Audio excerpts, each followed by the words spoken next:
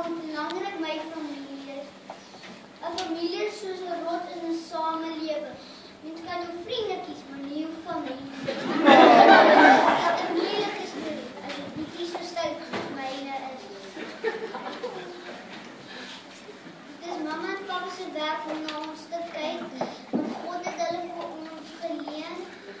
Soos jy vir God eerste sit, moet jy jou familie ook eerste sit.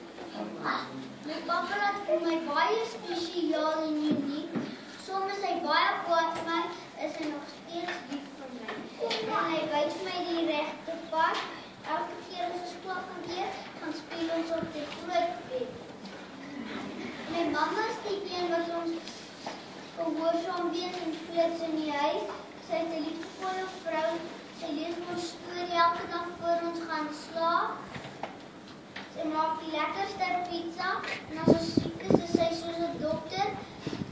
Sy doe agter haar kop en sy kyk as ons stout is voor ons ietsie gaan doen. Ek is baie lief vir my boetie.